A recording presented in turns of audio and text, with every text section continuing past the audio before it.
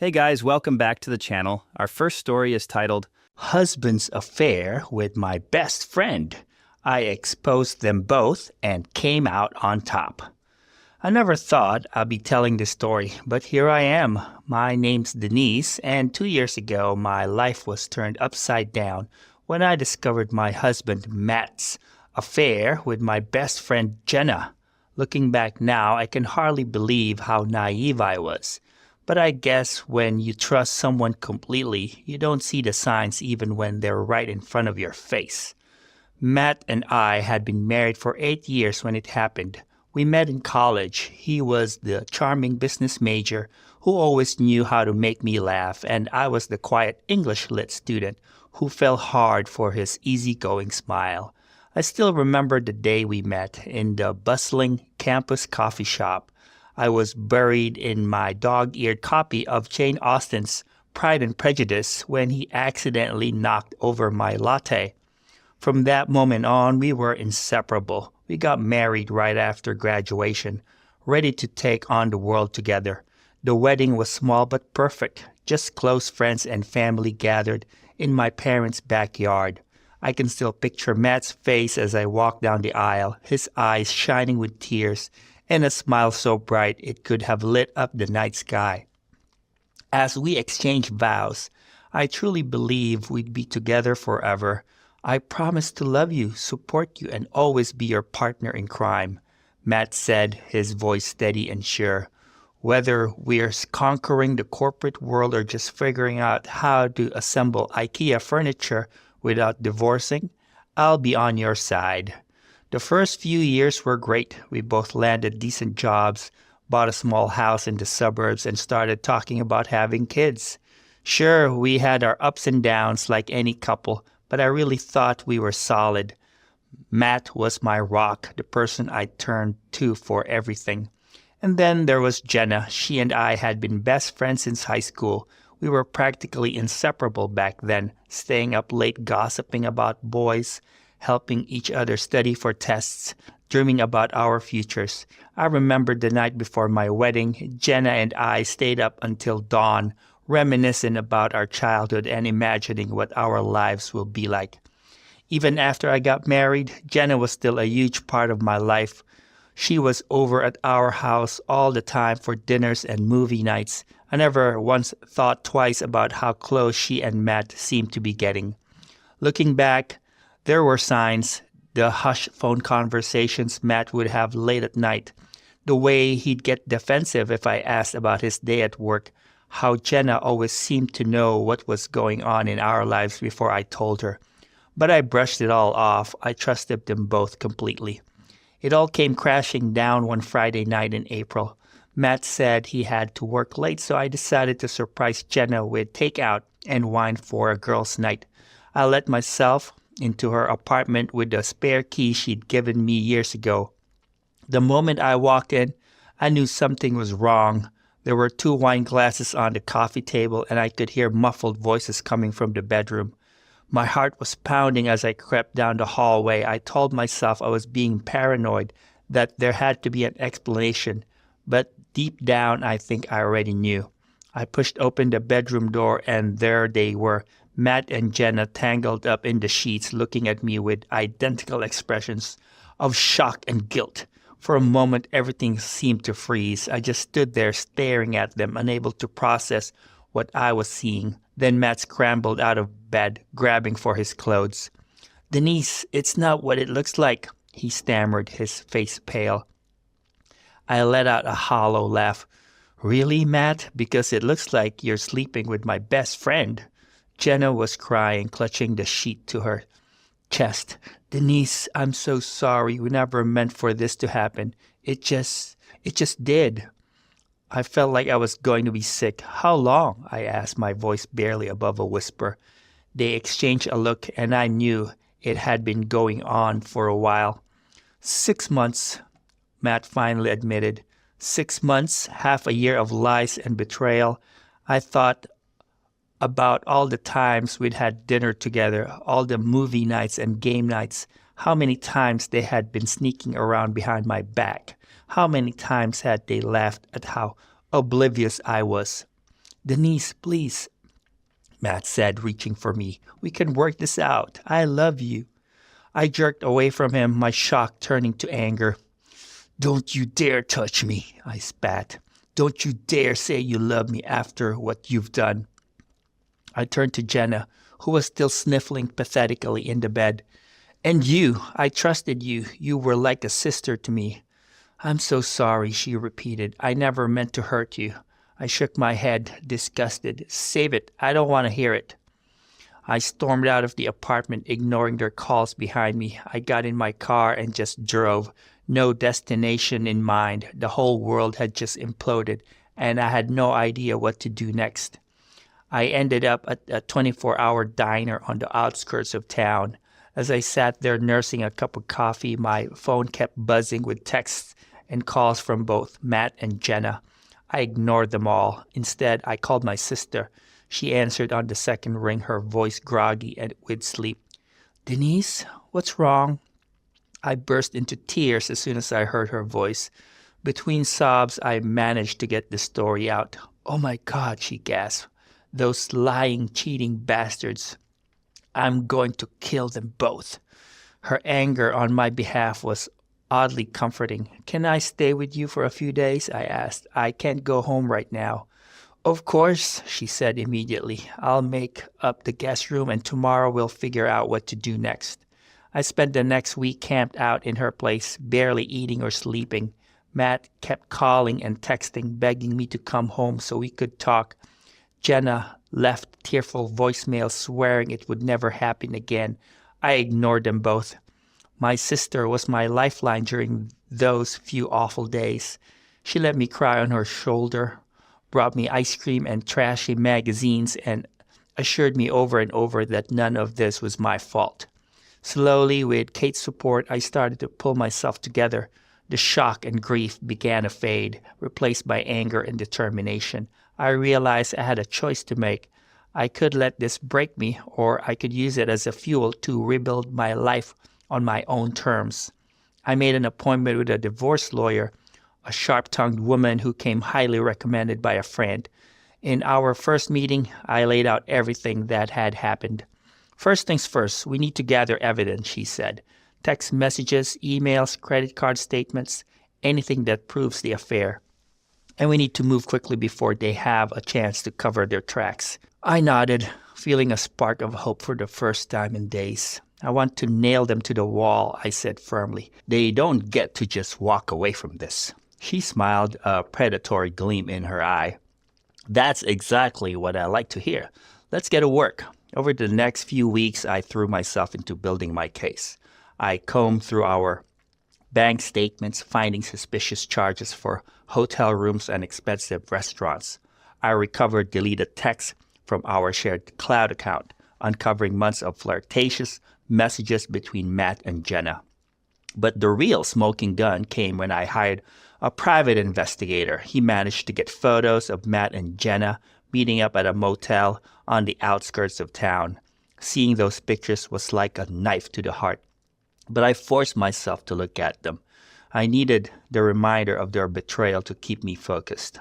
While all this was happening, I was also dealing with the fallout among our friends and family. Matt had spun some story about how we were taking a break to work on our marriage. He was playing the repentant husband, telling everyone how sorry he was and how desperately he wanted to make things right.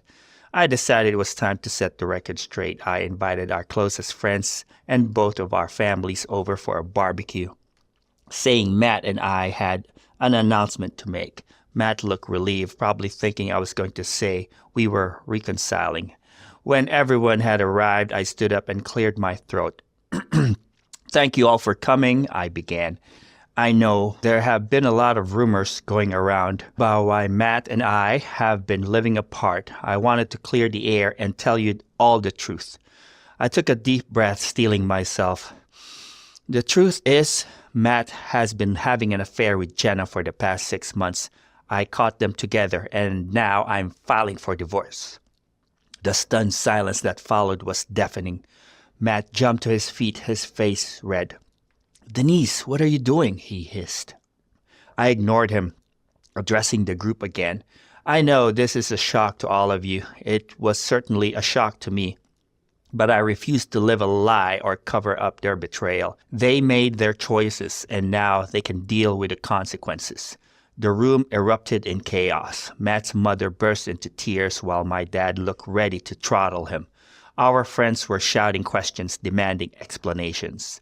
In the midst of it all, I felt strangely calm. For the first time since that awful night, I felt like I was in control. Matt tried to grab my arm, his eyes pleading. "Denise, please, can we talk about this in private?" I jerked away from him. "There's nothing left to say, Matt. It's over." As I watched him try to explain himself to our angry friends and family, I realized something important. I was going to be okay. It wouldn't be easy, but I was stronger than I'd given myself credit for. Matt and Jenna's betrayal had knocked me down, but I was getting back up, and I was going to come out on top. The next few months were a whirlwind of legal proceedings, therapy sessions, and rebuilding my life. The divorce was messy, as these things often are. Matt tried to paint me as the unreasonable one, claiming it was just a one-time mistake and that I was blowing things out of proportion. But my lawyer was worth every penny. She systematically tore apart his arguments, presenting all the evidence we've gathered on the long-term affair. When she produced the photos from the private investigator, I thought Matt was going to pass out right there in the courtroom. In the end, the judge ruled heavily in my favor. I got the house, a significant portion of our joint savings, and Matt was on the hook for alimony. It wasn't about the money for me, it was about justice. As for Jenna, her reputation was in tatters. Most of our mutual friends cut ties with her completely. She tried to reach out to me a few times, sending tearful emails begging for forgiveness. "Denise, please," one email read. "I know I made a terrible mistake. You have every right to hate me, but please believe me when I say how sorry I am. I miss your friendship more than anything. Is there any way we could talk?" I deleted them all without responding. Some betrayals are simply unforgivable. Throughout it all, I leaned heavily on my support system. My sister was my rock, always there with a shoulder to cry on, or a bottle of wine when I needed it. My parents rallied around me, helping me move back into the house and get settled. I also started seeing a therapist to work through my trust issues and rebuild my self-esteem. Slowly but surely, I started to rediscover myself. I threw myself into my work, earning a promotion I'd been eyeing for years. I took up painting again, a hobby I'd abandoned early in my marriage. I started volunteering at a local animal shelter, finding comfort in the unconditional love of the dogs and cats there. As time went on, I found myself healing in ways I never thought possible. The anger and bitterness that had consumed me for so long began to fade, replaced by a sense of peace and even gratitude. After all, if Matt hadn't cheated, I might never have found the strength I didn't know I had. The road to healing hadn't been easy, but I'd made it. I'd survived the betrayal, the heartbreak, the self-doubt. I'd come out the other side stronger, wiser, and more compassionate. I thought back to that night 2 years ago when I caught Matt and Jenna together. At the time, it felt like my world was ending, but now I could see it for what it truly was, a new beginning. I have a sense of excitement for what the future might hold. I didn't know what challenges lay ahead, but I knew one thing for certain. Whatever came my way, I could handle it. The experience had taught me valuable lessons about trust, self-worth, and resilience. I learned that while we can't control the actions of others, we can control how we respond to them. I learned that it's okay to be vulnerable, to open your heart again, even after it's been broken. Most importantly, I learned that happiness isn't something that happens to you. It's something you create for yourself. It comes from within, from loving yourself and surrounding yourself with people who truly care about you. My journey wasn't over. In many ways, it was just beginning.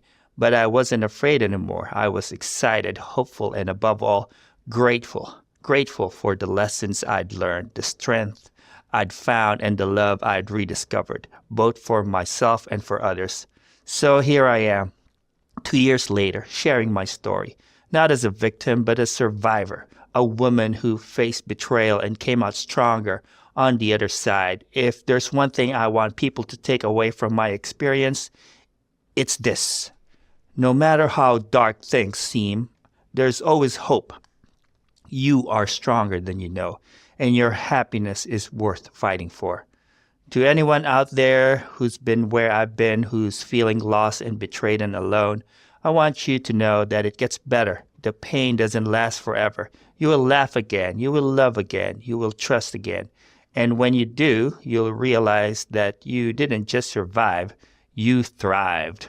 Life is full of unexpected twists and turns. Sometimes they knock us down, but they also give us the opportunity to get back up and redefine ourselves. My story isn't just about betrayal and divorce. It's about rediscovery, resilience, and the incredible capacity of the human heart to heal and love again. As I sit here now, looking back on the past 2 years, I'm filled with a sense of pride and wonder. Pride in how far I've come, and wonder at the unexpected blessings that have come from such a painful experience. I'm not the same person I was when this all started, and I'm grateful for that. I'm stronger now, more confident in who I am and what I want from life. I've learned to set boundaries, to stand up for myself, and to never settle for less than I deserve. I've also learned the value of forgiveness, not for the sake of those who hurt me, but for my own peace of mind. As for Matt and Jenna themselves, I've heard through the grapevine that they're no longer together. Part of me wonders if they ever really stood a chance. After all, a relationship built on betrayal is standing on shaky ground from the start. But I don't dwell on it. Their choices and their consequences are their own to deal with. I've reconnected with old friends and made new ones. I've rediscovered passions I've forgotten and discovered new ones I never knew I had. I learned to enjoy my own company, to find joy in the simple things, and to appreciate the beauty of second chances. My career has taken off in ways I never expected. The confidence I've gained in my personal life has spilled over into my professional life.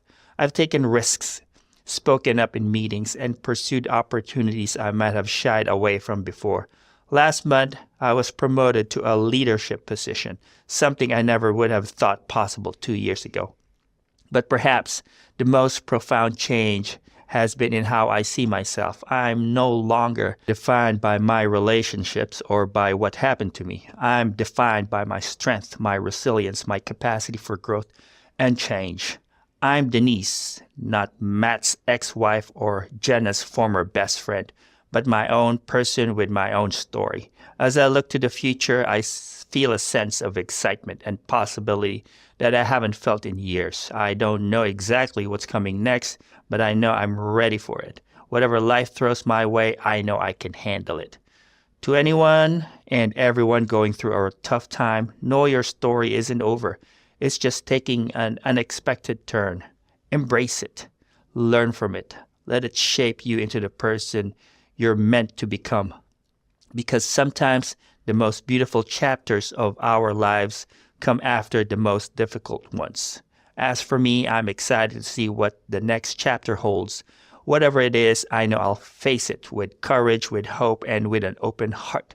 Because that's who I am now, a woman who's been through the fire and came out shining on the other side. So here's to new beginnings, to second chances, and to the incredible resilience of the human spirit. Here's to learning, growing, and loving again. Here's to writing our own happy endings, no matter how our stories began. Here are my thoughts about this story. I mean, damn, I've read a lot of stories for this channel, but Denise's journey, that hit different. First off, can we talk about how messed up that initial betrayal was? Your husband and best friend together on your anniversary? That's some soap opera level drama right there, except it's real life and it's devastating. I found myself getting angry on Denise's behalf, like I wanted to reach through the screen and give Matt and Jenna a piece of my mind. As much as I hate to say it, I think that being cheated on with a stranger would be far better than whatever this mess was. I mean, come on. Jenna, as the best friend, you're supposed to be the lifeboat in trying times, not the wave that sank the original ship in the first place.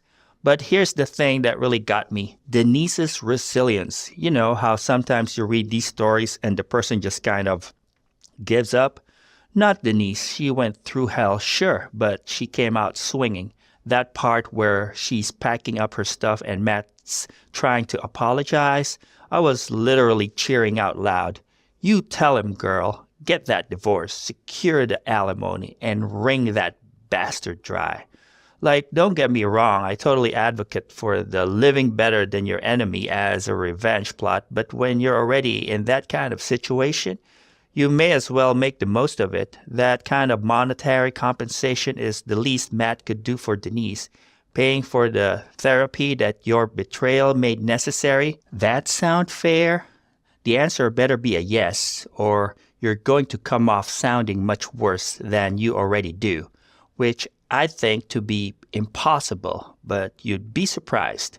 But you know what really struck me about this story? It wasn't just about Denise finding love again or about reconciliation. It was about her finding herself.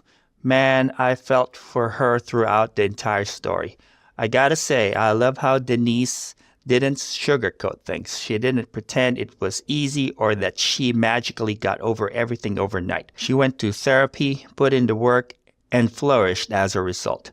Everybody can be great even after a harsh betrayal like this, but it's up to the person to make sure that it happens. Don't give your abuser the satisfaction of knowing they've thrown off course your life so much, guys. Live well and better than they ever had or will have. And can we appreciate for a second how Denise's growth wasn't just in her personal life? The fact that her newfound confidence spilled over into her career, that she got a promotion and started taking risks, that's the kind of glow up I'm here for. Alimony, promotion, all that's left for Denise's financial boom now is a winning lottery ticket. And now, guys, we will move on to the second story of the video. Please like the video if you have enjoyed it so far. The story starts like this. Mother-in-law tried to take over our house. We turned her own tricks against her. I'm Sarah, and this is the story of how my husband Clay and I had to fight tooth and nail to keep our home from being stolen right out from under us by his own mother. Clay and I met in college and got married pretty young, right after graduation. We were both 23, bright-eyed and full of dreams for our future together. Clay had landed a job as a software engineer, and I was working as a graphic designer. We scrimped and saved for 2 years to put a down payment on our first home, a modest 3-bedroom ranch-style house in a nice suburban neighborhood. It wasn't anything fancy, but it was ours. We spent weekends painting walls, planting a little vegetable garden in the backyard, and slowly furnishing each room. That house represented all our hopes and plans for building a life together. Clay's mom, Ella, seemed happy for us at first. She came over with a casserole when we first moved in and helped us unpack some boxes. But looking back, there were little comments here and there that should have been red flags. Oh, you painted the living room blue? That's interesting. I would have gone with a nice neutral beige myself. Sweetie, don't you think that couch is a bit small for the space? When I redecorate, I'll have to help you pick out something more suitable. At the time, I brushed it off as a mother-in-law just being a bit overbearing. If only I'd known what was coming. The real trouble started 6 months after we moved in. Ella's husband of 30 years, Clay's dad, unexpectedly filed for divorce. Apparently, he'd been having an affair with his secretary for years and had finally decided to leave Ella for her. Clay was devastated, of course. He'd always been closer to his mom than his dad, but this betrayal hit him hard. Ella played the part of the wounded victim perfectly. She'd call Clay at all hours, sobbing about how she didn't know how she'd manage on her own. I just feel so lost, she'd wail. How could your father do this to me after all these years? Clay tried his best to support her emotionally, but Ella always wanted more. She started hinting that she was struggling financially, even though the divorce settlement had left her quite comfortable. The house just feels so empty now, she'd sigh dramatically. And it's so expensive to maintain on my own. I don't know how I'll manage the mortgage payments. I could see where this was heading, but Clay couldn't say no to his mom. Before I knew it, he was suggesting that Ella come stay with us, just for a little while, until she got back on her feet. I tried to be understanding, I really did, but from the moment Ella moved in with her mountain of luggage, it was clear she had no intention of this being temporary. She took over our guest room, completely redecorating it without asking. Out went the calm coastal theme I'd carefully put together. In came frilly pink cushions, floral wallpaper, and about a million knickknacks. "Oh, Sarah dear, I hope you don't mind," she said with a saccharine smile when I came home to find the room transformed. "It was just so plain before. I needed to make it more homey." That was the beginning. Ella seemed to take my polite silence as permission to make herself at home, and I mean that in the worst way possible. She rearranged our kitchen cabinets because our system didn't make sense. She started doing our laundry without asking, then complained about how we folded our clothes all wrong. She even tried to throw out my favorite armchair, claiming it was ratty and bringing down the tone of the living room. Clay was oblivious to my growing frustration. Whenever I tried to talk to him about it, he'd just say, "Oh, come on, she's not so bad. She's just trying to help, and she's been through so much. We need to cut her some slack." But as the weeks turned into months, Ella's takeover of our house became more and more blatant. She started referring to it as our home when talking to neighbors or on the phone to friends. She'd make decisions about home maintenance or redecorating without consulting us at all. The final straw came about 4 months into her stay. I came home from work one day to find Ella in the middle of a full-blown renovation of our master bathroom. There were workmen traipsing through our bedroom. The old fixtures were piled in the hallway, and Ella was gleefully picking out new tiles. "What the hell is going on?" I demanded, shocked at the scene before me. Ella barely glanced up from her tile samples. She was apparently giving our bathroom a much-needed update. I was speechless. This was our house, our bathroom. How dare she make these decisions without even talking to us? "Ella," I said, trying to keep my voice level, "you can't just decide to renovate parts of our house without asking us. This is our home, not yours." She looked at me with wide, innocent eyes. "But darling, I live here too now, and let's be honest, you and Clay are so busy with work, you don't have time to think about these things. I'm just trying to help improve our home." I lost it. "This is not your home," I shouted. "You are a guest here, a guest who has long overstayed her welcome." Ella's face crumpled and she burst into tears. Right on cue, Clay walked in. "What's going on?" he asked, looking between us in confusion. "Mom, why are you crying? Sarah, what did you say to her?" And just like that, I was the bad guy. Ella wailed about how she was just trying to help and how ungrateful I was. Clay comforted her while shooting disappointed looks my way. That night, after Ella had gone to bed in her redecorated guest room, Clay and I had our first real fight of our marriage. I argued that we needed to set some real boundaries with Ella to stop the obvious invasion of our own home. But Clay wouldn't hear it. He was convinced his mom just needed more time and understanding. I went to bed that night feeling utterly alone in my own home. Unfortunately, things were about to get much, much worse. The next few weeks were tense. I tried to keep my frustrations to myself, not wanting to upset Clay or start another fight. But Ella seemed emboldened by the bathroom incident. She became even more brazen in her takeover of our home.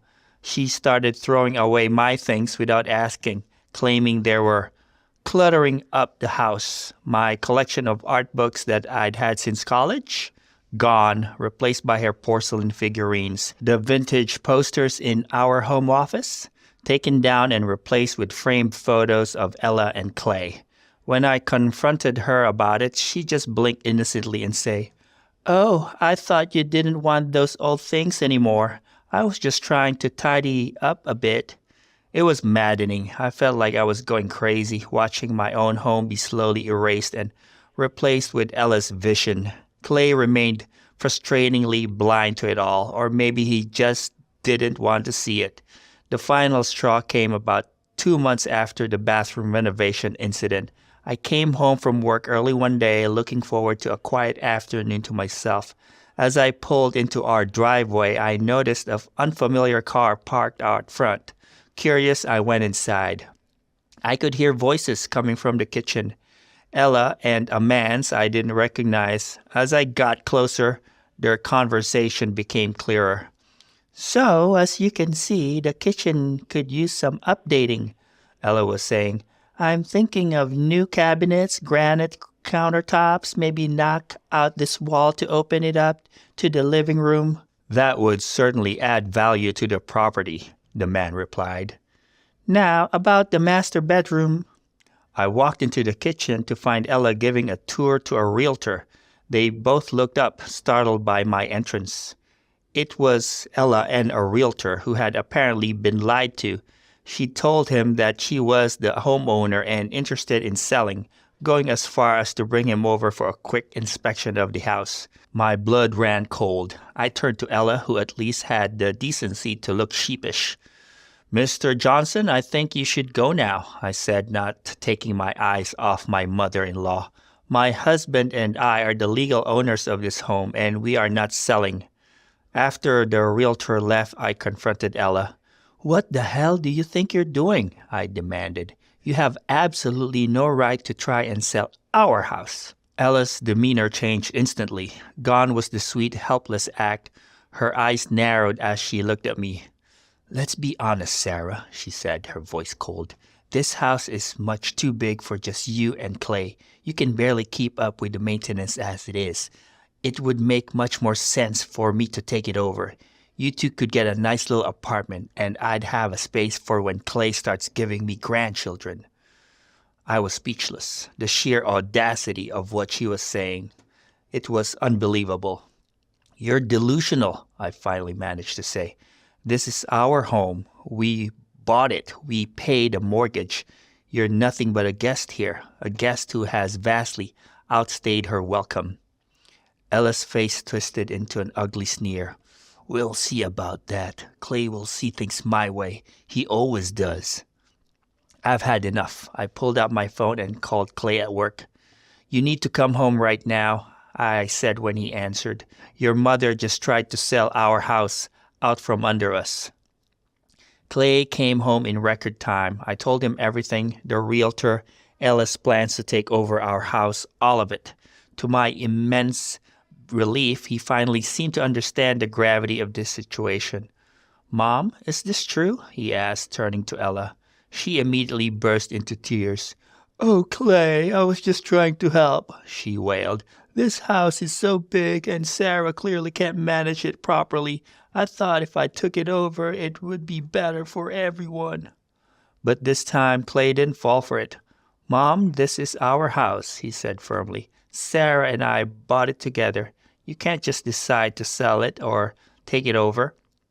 Ella's tears dried up instantly. Her face hardened as she looked between us.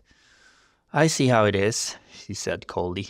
"After everything I've done for you, this is how you treat me? Well, we'll just see about this." She stormed off to her room, slamming the door behind her.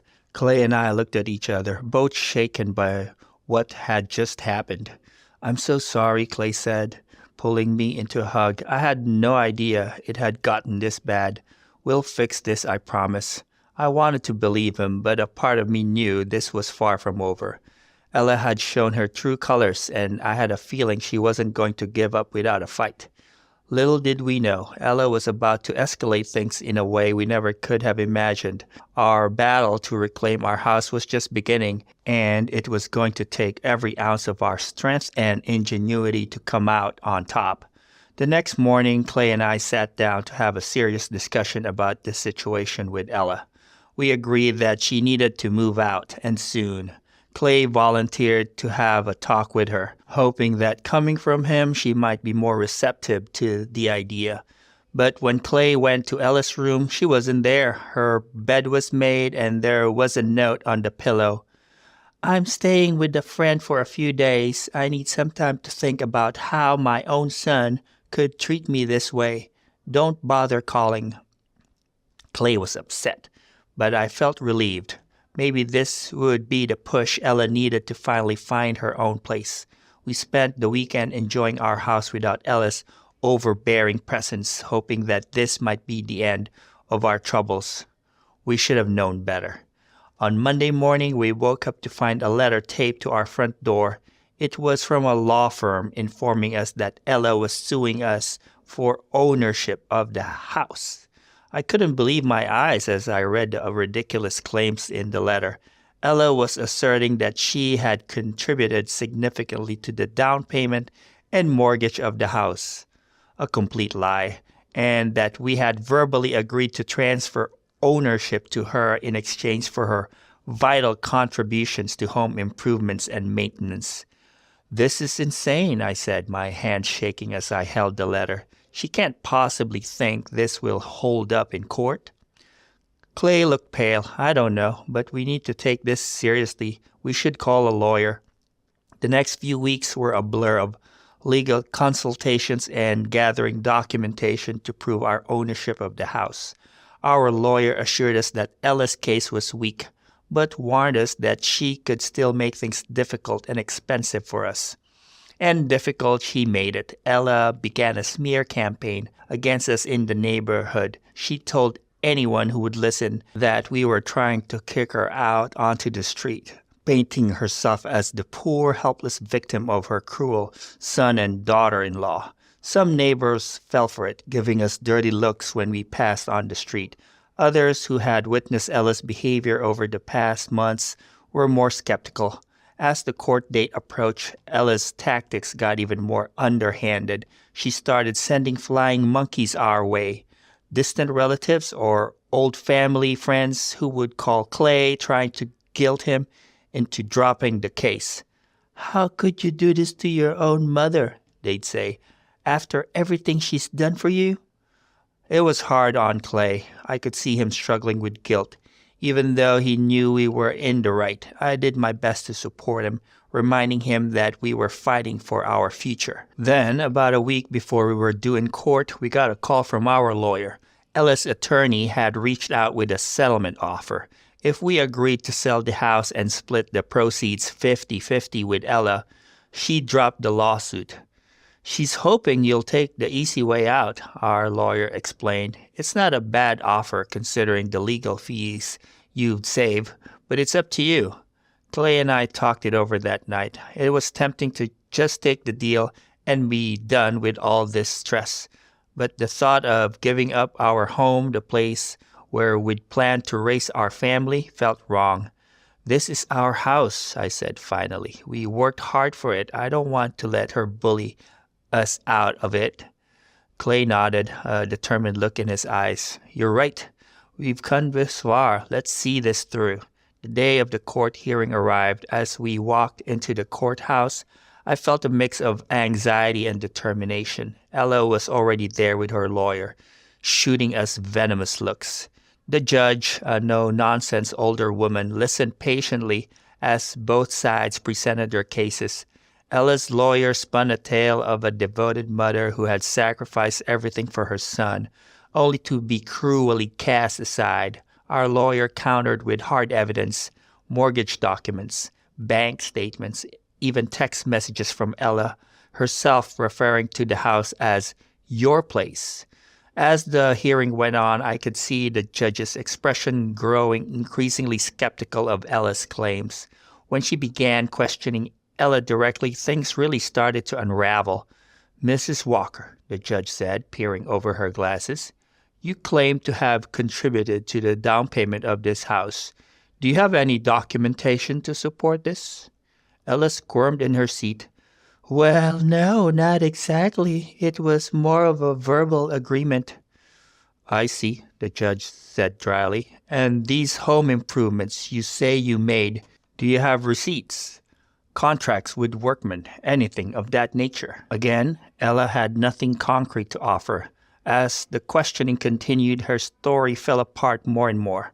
Finally, the judge had heard enough. She ruled decisively in our favor, dismissing Ella's claim and ordering her to pay our legal fees. I could hardly believe it. We'd won. Our home was safe. As we left the courthouse, I felt a weight lift off my shoulders. Clay looked relieved but sad. I knew this ordeal had likely permanently damaged his relationship with his mother. We did the right thing, I said, squeezing his hand. I know it doesn't feel great right now, but we stood up for ourselves. That's important. He nodded, managing a small smile. You're right. Let's go home. Home. Our home. It felt good to say that and know it was truly ours again. The next few weeks were busy as we set about reclaiming our space. We changed the locks just to be safe. We redecorated, erasing the last traces of Ella's presence. Slowly but surely, our house started to feel like ours again. As the dust settled from the legal battle, Clay and I found ourselves in a period of adjustment. The house was ours again, free from Ella's influence, but the emotional aftermath of the ordeal lingered. Clay was struggling with conflicting feelings of relief, guilt, and sadness. He'd always been close to his mother, and the realization of how manipulative and selfish she truly was hit him hard. I did my best to support him, listening when he needed to talk and giving him space when he needed to process on his own. We also had to deal with the fallout in our social circle. Some of Clay's family members, particularly those who had only heard Ella's side of the story, were cold towards us. We received a few nasty emails and voicemails accusing us of being heartless and ungrateful. But for each negative reaction, there seemed to be a positive one too. Mrs. Thompson from next door organized a small welcome back party for us, inviting a few of the neighbors who had seen through Ella's act. It was a small gesture, but it meant the world to us to know we had support in our community. About a month after the court case, we received a letter from Ella. I was tempted to throw it away unopened, but Clay wanted to read it. It was a mix of apology and justification. She said she was sorry for how things had escalated, but still maintained that she had only been trying to help. She asked if we could try to move past this and rebuild our relationship. Clay and I had a long talk about it. We decided that while we weren't ready to let Ella back into our lives in any significant way, we would respond with a brief, polite letter. We made it clear that trust had been broken and would take a long time to rebuild, if ever. We suggested she seek counseling to work through her issues, as the judge had recommended. As spring turned to summer, we slowly began to heal and move forward. We threw ourselves into projects around the house, finally finishing the vegetable garden we'd always talked about. We repainted the rooms Ella had changed, choosing colors that reflected our tastes and personalities. I knew there would be challenges ahead. Ella was still a factor in our lives, even if at a distance, and navigating that relationship would take ongoing effort. But looking at Clay, seeing the love and determination in his eyes, I knew we could handle whatever came our way. We'd proven that we could stand up for ourselves and for each other. We'd shown that we could create a home that was truly ours, a safe haven from the world's storms. The battle for our home was over. Now, the adventure of building our family was just beginning, and I couldn't wait to see where it would take us. Here are my thoughts about the story. Let me just say, this Ella character, she's like the final boss of nightmare in-laws. I mean, who tries to sell someone else's house? That's some next level crazy right there. Girl, What do you mean you called a realtor and claimed ownership for a house that you're staying in as a guest? What do you mean you started throwing out her stuff without asking? My faith in humanity started dropping quick. But Sarah, man, I gotta give it to her. She's got the patience of a saint and the backbone of a titanium alloy. I don't know if I could have kept my cool as long as she did. I feel like after the first 2 or so times, it would have been an automatic boot from the house for me. There were moments when I was thinking, girl, just change the locks already. But I get it. Family dynamics are complicated. And she was trying to be respectful of Clay's feelings.